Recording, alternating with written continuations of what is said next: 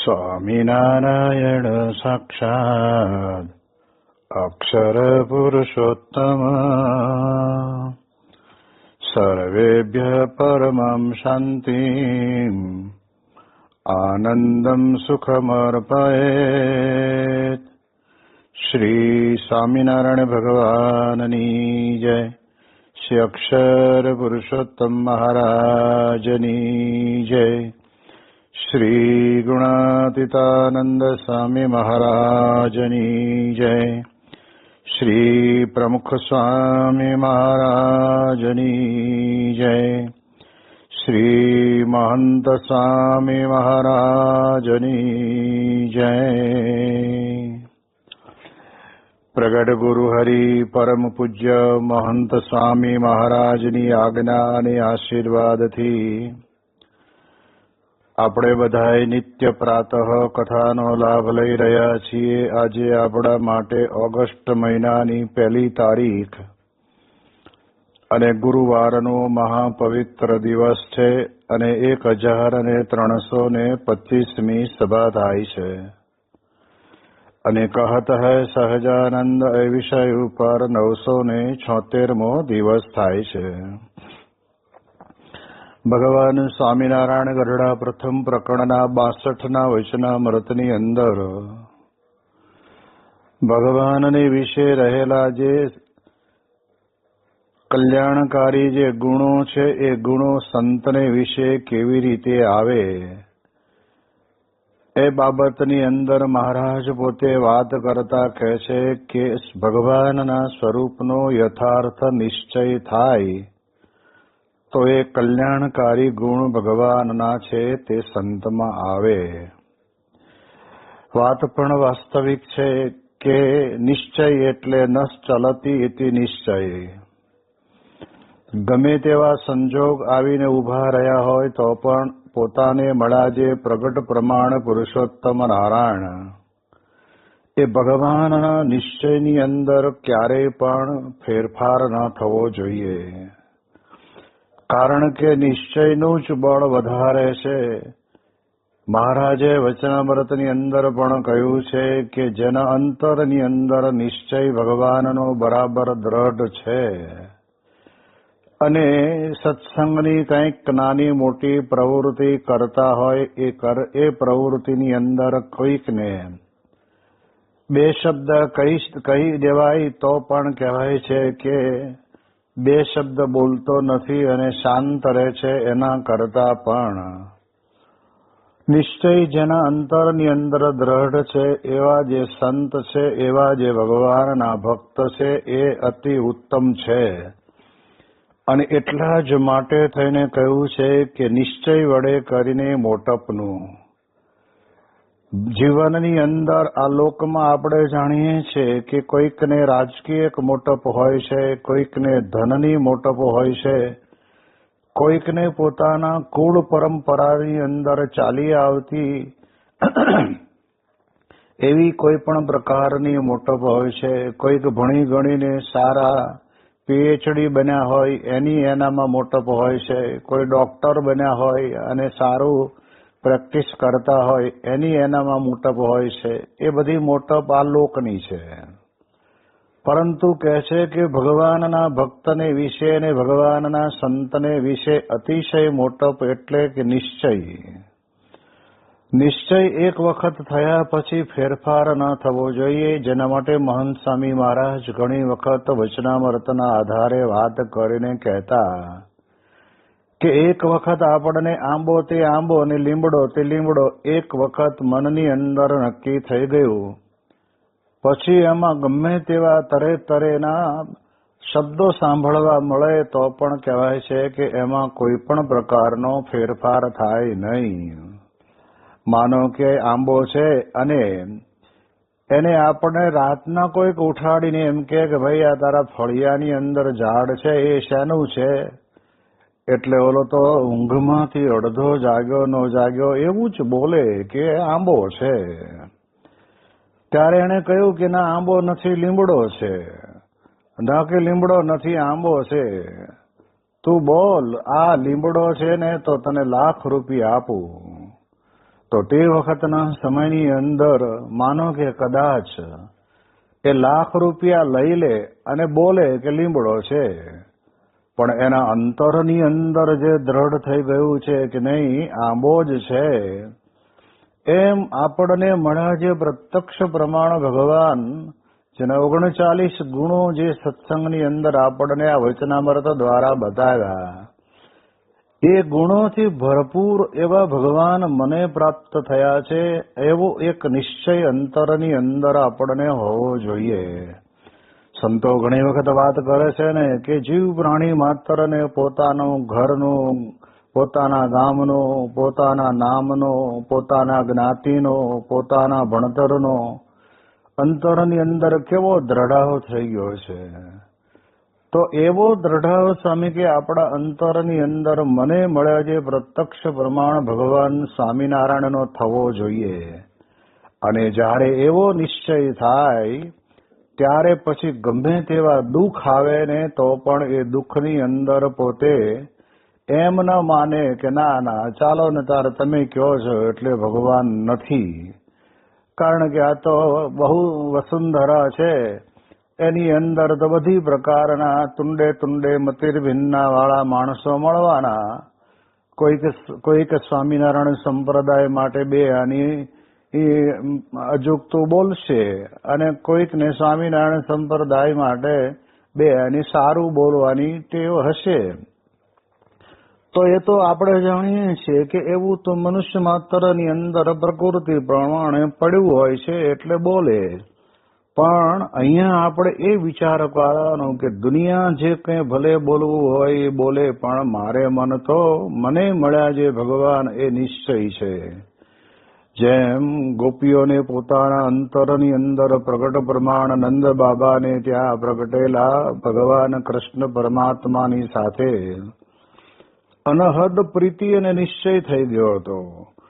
કારણ કે એ નિશ્ચય થયેલો હતો ને એટલે ગોપીઓ કહેતી કે કાનુડા કેડે ફરવું રે, કોયથી ન ડરવું. કાનુડા કેડે ફરવું રે, કોયથી ન ડરવું. કે સગા કુટુંબી સર્વે સંગાથે, હે તલડું પર હરવું રે, કોયથી ન ડરવું. કાનુડા કેડે ફરવું રે, કોયથી ન ડરવું. દુર્જન લોક દુભંકર બોલે, તે હૈયે નવ ધરવું રે, કોયથી ન ડરવું.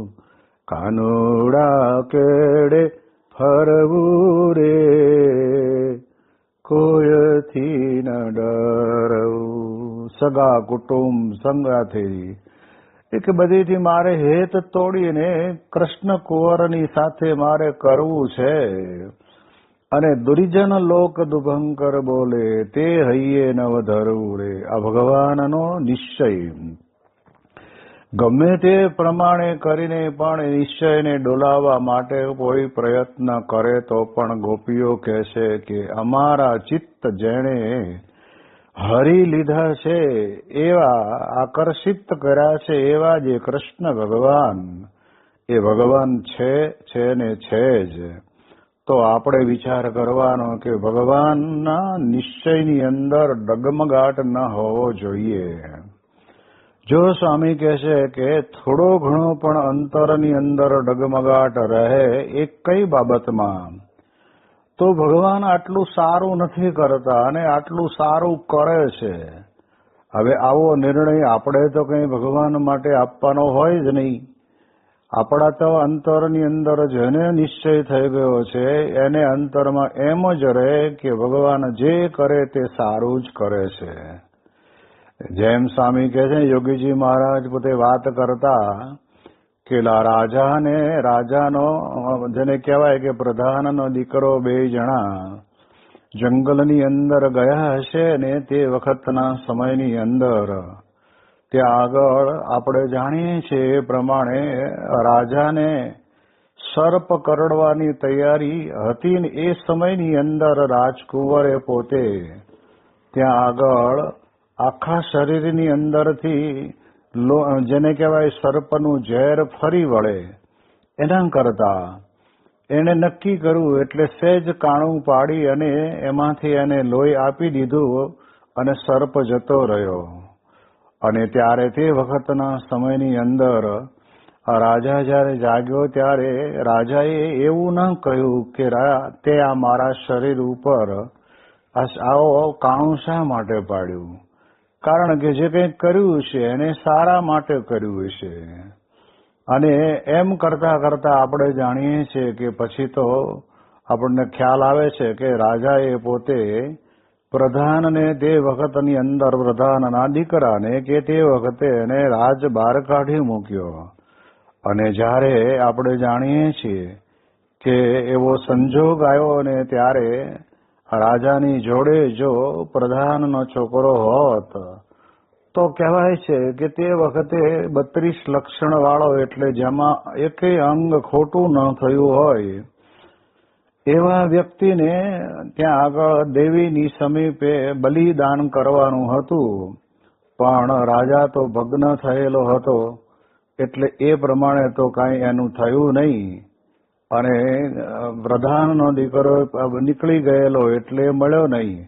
ત્યારે તે વખતના સમયની અંદર જ્યારે પાછા બે ભેગા થાય છે ત્યારે એટલે કહેશે કે તમે જે કર્યું એ સારું કર્યું કે મેં તને આટલામાં જ જેને કહેવાય રાજ્ય બહાર મોકલી આપ્યો તો તને કઈ મનમાં થયું નહીં કે ના કાંઈ ન થયું, કારણ કે તમે જે કર્યું એ સારું કર્યું અને ભગવાન જે કરે એ સારું કરતા હોય છે.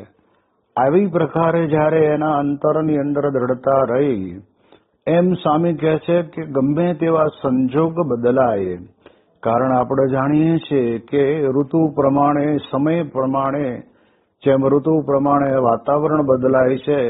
શિયાળામાં ઠંડુ વાતાવરણ થાય, ઉનાળામાં ગરમ વાતાવરણ થાય અને ચોમાસામાં ભેજવાળું અને વિનાશવાળું વાતાવરણ થાય એ આપણે જાણીએ છીએ. તો એમની અંદર કંઈ ખરખરો ન કરવો. ઘણા માણસોને તો પોતાના મનમાં લાગી આવે કે ઓન ટાઈડ બહુ પડવાની આવે, એટલે પણ ટાઈડ પડે તો એકાદું ગોદડું વધારે ઓઢજે, પણ એમાં ગભરાઈ શું જાય છે. ભગવાનની ઈચ્છા છે અને ભગવાન જેમ ધારે એ પ્રમાણે આ સૃષ્ટિનું તંત્ર બધું ચાલતું હોય છે. ગરમી બહુ પડે તોય કહેવાય છે કે લોકો રાડ નાખે કે ભાઈ ગરમી બહુ પડી. ભાઈ હવે પડી, ગરમી ન જ પડે તો પછી વાદળા ક્યાંથી બંધાય ને વરસાદ ક્યાંથી આવે. આ બધું ભગવાને ગોઠવેલું ચક્ર છે. એમાં આપણે વળી બુદ્ધિ વડે કરીને શું બધું આઘું પાછું કરવા જઈએ.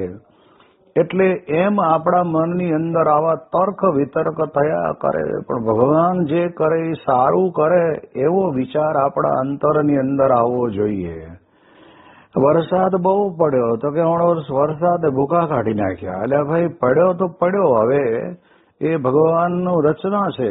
પાણી વગર તો કહેવાય છે કે દરેક વ્યક્તિ જીવ પ્રાણી માત્રનું જળ એ જીવન છે.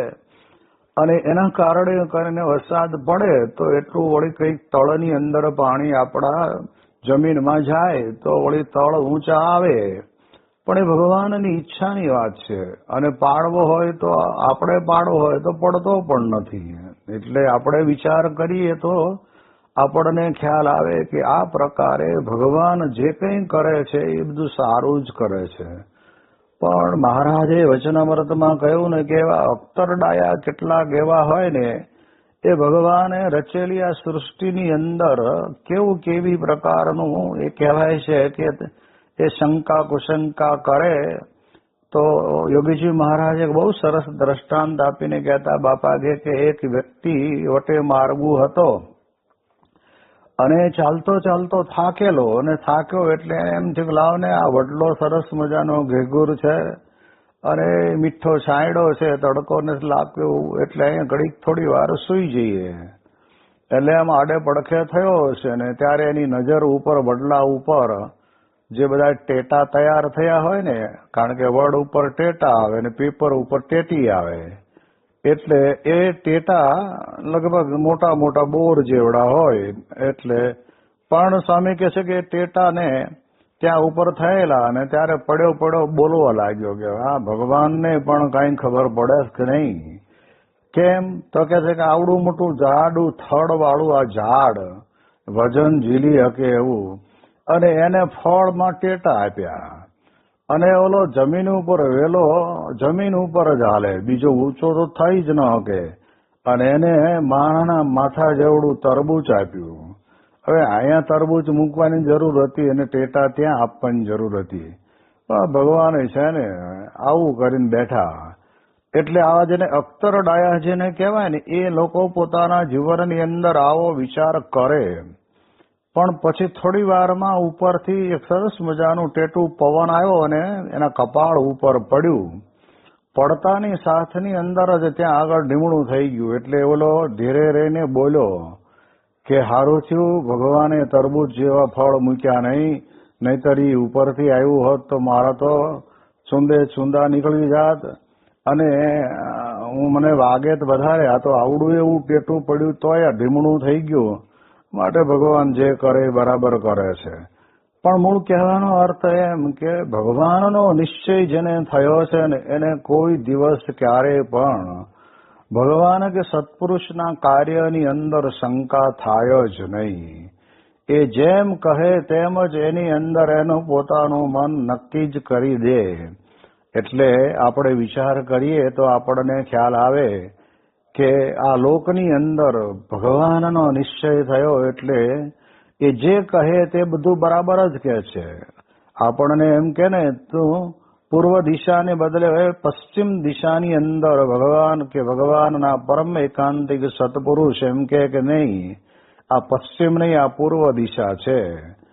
તો આપણે વિચાર જો ભગવાનનો નિશ્ચય થયો હોય ને તો આપણે એટલું જ વિચારવાનું કે દિશાઓ પણ એમણે જ બનાવી છે, અને આ પ્રમાણે કહેવાય છે કે પૂર્વ આને કહે છે એને બદલે આ બાજુ પૂર્વ કહેતા છે. પણ આપણે એમાં શંકા કુશંકા કરવાની હોય નહીં.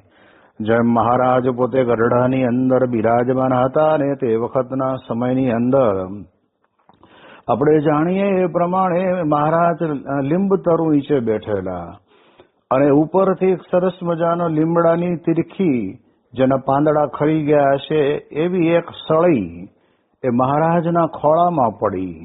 હવે ક્યાં પુરુષોત્તમ નારાયણ અને ક્યાં આ લીંબતરુનું ઝાડ, અને ક્યાં એના ઝાડ ઉપર સુકાઈ ગયેલી આવી એક સળી પડી, અને તરત જ મહારાજે આ મનુષ્ય ચરિત્ર આપણા જેમ આપણને બધાને જેમ હાથની ચંચળતા હોય છે એમ મહારાજે આપણી ભેગા પડી જાય. એટલે મહારાજે પણ હાથમાં લીધી, હાથમાં લઈને એકના બે ભાગ કર્યા, એક ડાબી બાજુ નાખીને એક જમણી બાજુ નાખી. આપણા જેવાના ખોળામાં પડી હોય તો આપણે શું કરીએ, એમાંથી પાતળો અણીવાળો ભાગ હોય એ લઈ અને પછી કહેવાય છે કે દાંત ખોતરવાનું ચાલુ કરી દઈએ. કેટલાકને વળી સારી જાડી સળી મળી હોય તો કાનમાં ખજવાળ આવતી હોય તો એમાં નાખવાનું શરૂ કરે. પણ આ બધું આપણું કેવું છે કે આપણે બધું કરીએ છીએ કર્મ છે. જ્યારે ભગવાન કરે છે ને એ લીલા છે, એની અંદરથી આપણને મર્મ સમજાવે છે. અને ત્યારે તે વખતે કોઈને પ્રશ્ન ન થયો, પણ મુક્તાનંદ સ્વામીને પોતાને મનમાં એમ થયું કે મહારાજે આ કયું ચરિત્ર કર્યું. અને ત્યારે તે વખતના સમયની અંદર મહારાજને મુક્તાનંદ સ્વામી પૂછે છે કે મહારાજ આ શું કર્યું તમે? અને ત્યારે મહારાજ પોતે એમ બોલ્યા કે મુક્તાનંદ સ્વામી અમે એક બ્રહ્માંડ તોડ્યું ને એક બ્રહ્માંડ જોડ્યું. એમ કરીને મહારાજે વાત કરી તો મુક્તાનંદ સ્વામીને શંકા ન ગઈ. કારણ કે જો આપણને અંતરની અંદર ભગવાન જે કંઈ ક્રિયા કરે છે એની અંદર શંકા જાય, જો અહીંયા આગળ લોક જગતની અંદર અંધશ્રદ્ધાની વાતો કરતા હોય છે, આ એવી કોઈ અંધશ્રદ્ધા નથી. ભગવાન જે કરે છે એને સારું માનવું એ અંધશ્રદ્ધા નથી, પણ સારું ન માનવું, ભગવાને આમ કેમ કર્યું એવું કંઈક વિચારતો હોય ને એને અંધશ્રદ્ધા કહેવાય. કારણ કે પોતાનું જ પોતે પોતાની રીતે ગાતો હોય, ભગવાન જે કર્યું એ બરાબર જ કર્યું છે એવું તો આપણા મનની અંદર આપણને બેસતું ન હોય તો એને અંધશ્રદ્ધા ગણાય. એટલે એટલા માટે થઈને મહારાજ આપણને કહે છે કે ભગવાનનો નિશ્ચય એવી રીતનો થઈ જવો જોઈએ કે યોગી જે કરે તે સારું કરે એવો નિશ્ચય જેને થશે. ભગવાનનો અને સત્પુરુષનો નિશ્ચય આપણા અંતરની અંદર જે કરે તે સારું કરે એવો થઈ જાય એ મહત્વનું છે. તો મુક્તાનંદ સ્વામી તો મહારાજ કરતા કેટલા મોટા, અને રામાનંદ સ્વામીના આશ્રમની અંદર જયારે આવ્યા ત્યારે દોઢ વર્ષ સુધી તો મુક્તાનંદ સ્વામીની આજ્ઞામાં વર્ણી પોતે રહ્યા. એ ભગવાન પુરુષોત્તમ નારાયણ જે કંઈ વચન કહે તે વચનની અંદર અતિશય દ્રઢતાપૂર્વક એ પોતે એમ કે મહારાજ તમે જે કર્યું એ બરાબર જ કર્યું છે, એવી પ્રકારનો એમના અંતરની અંદર નિશ્ચય હતો. જ્યારે દાદા ખાચરના દરબારની અંદર મહારાજ પોતે બિરાજમાન હતા અને એમ જ એકાએક મહારાજ બોલ્યા કે દાદા ખાચર દેખાતા નથી. આટલું જ બોલ્યા હશે કે મહારાજને કઈ કામ હશે કે નહીં હોય એ ભગવાન જાણે, પણ આપણા જેવા ભક્તોને સમજ પડે એટલા માટે થઈને મહારાજે આવું કંઈક ચરિત્ર કર્યું. તો ઉતાવળીઓ કોક ભગત હશે ને એમ થયું કે મહારાજ યાદ કરે છે ને લાવો ને આપણે જઈને કહીએ. અને તે વખતે તો દાદા ખાચર વતું કરાવતા હતા અને ત્યારે વાળંદે બરાબરનો સાબુ બધું લગાવીને થોડું ઘણું વતું કરવાનું ચાલુ પણ કર્યું હશે. અને ત્યારે તે વખતે ઓલો ભગત આવીને કહે કે બાપુ કે હા મહારાજ યાદ કરે છે તમને. તરત જ પેલા વાળંદને કે ભાઈ બાકીનું પછી કરજે, લાય મારું કપડું લાય હું બાંધીને જાઉં. અને એ પ્રકારે અધૂરા વતે કરતા હતા અને અધૂરું હતું કરેલું હતું ને મહારાજની પાસે આવીને ઉભા રહે. મહારાજને કહે બોલો મહારાજ શું યાદ કર્યા? મહારાજ કે અમે તો ખાલી નામ દીધું તમારું કે દાદા ખાચર કેમ દેખાયા નહીં. તો આ ભગત જઈને આ તમને લીએ બોલાવી લાવ્યા.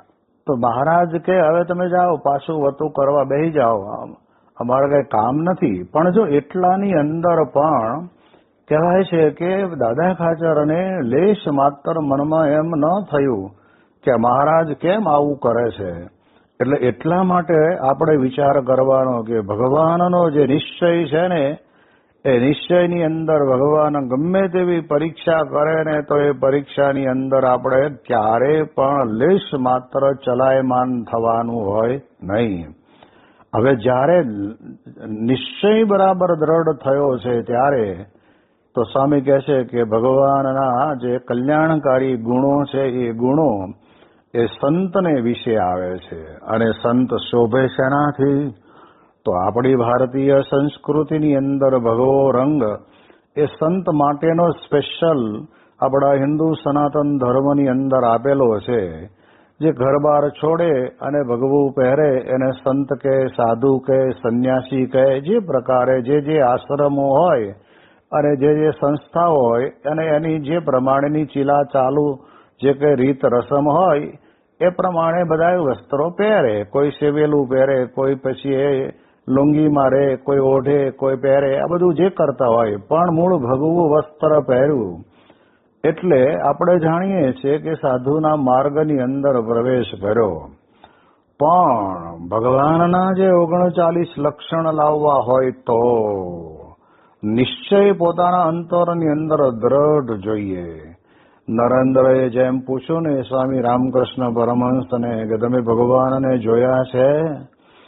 અને ત્યારે એક સેકન્ડનો પણ વિલંબ કર્યા વગર તે વખતે વિવેકાનંદને નરેન્દ્રને કહે છે કે હા. હવે જે હા છે ને એ તો લખવા જવો હોય ને તો એક સેકન્ડની અંદર હા લખાઈ જાય, પણ એ હા પાડવાની અંદર મન, બુદ્ધિ, ચિત્ત ને અહંકાર જેવા જે આપણા શરીરની અંદર બધા અંગો પડ્યા છે એની અંદર બરાબર દ્રઢતાપૂર્વક ભગવાનનો નિશ્ચય થયો હોય તો. बाकी कहाँ है भगवान किसने देखा, ये तो सब बातें करने की एक रीत है, इसलिए भगवान की बातें करते हैं. एम करे પણ આપણને સમજાવે છે અહીંયા. તો તે વખતે કહ્યું કે તમે કેવી રીતે ભગવાનને જોવો છો અને જોયા છે. તો તરત જ બીજો જ મિનિટની અંદર સેકન્ડનો પણ વિચારને વિલંબ કર્યા વગર કહ્યું કે જેમ નરેન્દ્ર તને જોઉં છું ને એમ હું ભગવાનને જોઉં છું. હવે આ કલ્યાણકારી જે ગુણ છે ને એ કોઈ સંતની અંદર આવે ને તો એ ભગવાનને જોઈ શકે, ભગવાનના દર્શન કરી શકે. પ્રમુખ સ્વામી મહારાજ પોતે પણ જયારે રાજકોટની અંદર પધાર્યા અને ત્યારે એક કિશોર હતો અને એ કિશોર પોતે ત્યાં આગળ સ્વામીશ્રીજી ગાડીમાંથી ઉતરે છે અને તે વખતના સમયની અંદર પ્રમુખ સ્વામી મહારાજને પૂછે છે કે તમે ભગવાન જોયા છે? એટલે સ્વામી પોતે ગાડીમાંથી બહાર આવ્યા અને ઓલા કિશોરને કહ્યું કે જોયા છે, તારે તો અહીંયા છીએ. તો કે તમે જોયા છે એ કેમ ખબર પડે? અને ત્યારે પ્રમુખ સ્વામી મહારાજ કહે કે જો ને અમને ભગવાન મળ્યા છે ને એનો અંતરની અંદર અખંડ આનંદ છે. તો આપણને ખ્યાલ આવે કે જેમ જેને જે ગમતી વસ્તુ મળે ને એ મળે એટલે એનો અંતરની અંદર આનંદ હોય છે. એમ જે ત્યાગી બન્યા, સંસાર છોડ્યો, ભગવાનને માર્ગે ચાલ્યા, ભગવાનને પ્રસન્ન કરવા માટે ગ્રહસ્થાશ્રમનો ત્યાગ કર્યો, ત્યાગાશ્રમમાં આવ્યા અને એને પોતાને અંતરની અંદર ભગવાનને જોયા હોય એવો નિશ્ચય કર્યો હોય તો કહે છે કે એના અંતરની અંદર એને સંપૂર્ણપણે આનંદ આવે.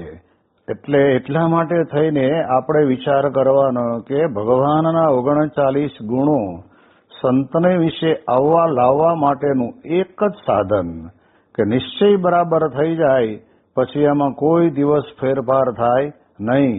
બ્રહ્મ સ્વરૂપે યોગીજી મહારાજ પોતે મહંત સ્વામી કહેતા વિનુભાઈને પોતાની સાથે ફેરવતા હતા અને પછી પહેલા શરૂઆતમાં તો બાપાએ બહુ હેત કર્યું, વાતે વાતે મને યાદ કરે, બોલાવે, જમાડે, આ તે બધું કરતા હતા. પણ યોગીજી મહારાજે વિચાર કર્યો કે સત્પુરુષને વિશે અખંડ ભગવાન બિરાજમાન છે એવો નિશ્ચય છે કે નહીં એવી કંઈક પરીક્ષા કરવી હશે. અને એના કારણે કરીને એમણે પોતે 1 દિવસ, 2 દિવસ, 3 દિવસ, કહેવાય છે કે 3 કે 4 મહિના સુધી યોગીજી મહારાજ બોલાવે જ નહીં. તો મહંત સ્વામીને કહેતા વિનુભાઈને પોતાને મનમાં એમ ન થયું કે બાપા આ શું કરે છે? પહેલા આવ્યા ત્યારે તો બહુ હેત કરતા હતા અને હવે તો આ પ્રમાણે કહેવાય છે કે આમ જોતા નથી. પણ પછી ઘણા સમય પછી જયારે ભાવનગરની અંદર યોગીજી મહારાજ પધાર્યા હશે ને તે વખતના સમયની અંદર બાપાએ અમને બોલાવ્યા અને કહ્યું કે જો અમે તમારી બહુ પરીક્ષા કરી અને એમાં તમે પાર ઉતરી ગયા. તો આપણને ખ્યાલ આવે. નહીતર આમ વિચાર કરીએ તો બહુ પહેલાના પ્રસંગ વખતે અટલાદરાની અંદર યુવકમાં હતા ને ત્યારે યોગીજી મહારાજે એવું કહેલું કે તમારા દ્વારા સત્સંગની અંદર મહારાજ અખંડ પ્રગટ રહેશે. હવે એ શબ્દ એમને પોતે પોતાના જીવનની અંદર ધારી લીધો હોત અને બાપા આવું ચરિત્ર કરે તો મનમાં એમ થાય કે બાપા પહેલા તો આવું કહેતા હતા અને હવે તો બોલાવતાય નથી. એવું નહીં, એ બોલાવો ન બોલાવો ગમે તે હો, પણ